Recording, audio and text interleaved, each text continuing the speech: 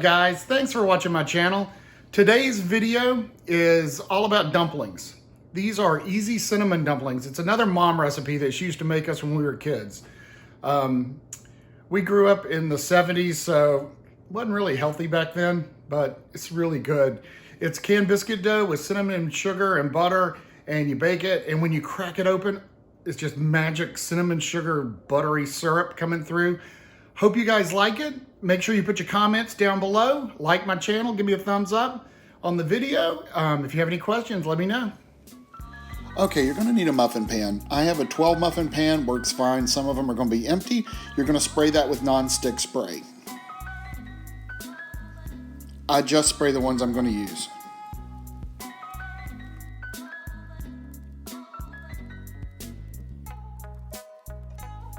Okay, take a can of refrigerated biscuits. I use the Walmart brand, flaky, 8 count, cheap, great. You're gonna take those and spread them out, press down to flatten out the biscuit. It doesn't have to be really flat, but pretty flat. Into that, you're gonna put about a half a tablespoon of cold butter and about a half a tablespoon of a cinnamon and sugar mix. My mix is about, I want to say it's a cup of sugar to about 2 tablespoons of cinnamon. Mix that together and fold your biscuit up to make a dumpling. Pinch it together, and sorry that's out of frame.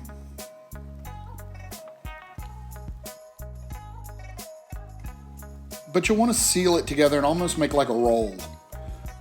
And you're going to drop that into one of the greased compartments of the muffin pan. Repeat this with all 8 of your biscuits. If you want to do it with 4, you can do it with 4, or etc. You can do as much as you want.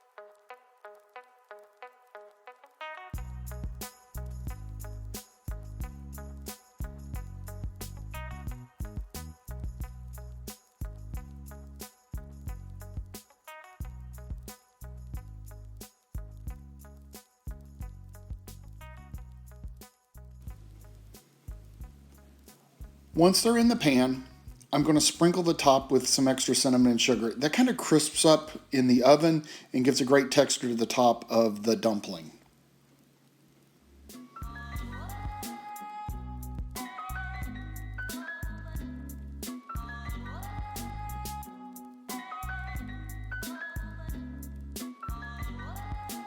Once that's done, you're going to throw it into a preheated 350-degree oven for 15 to 17 minutes.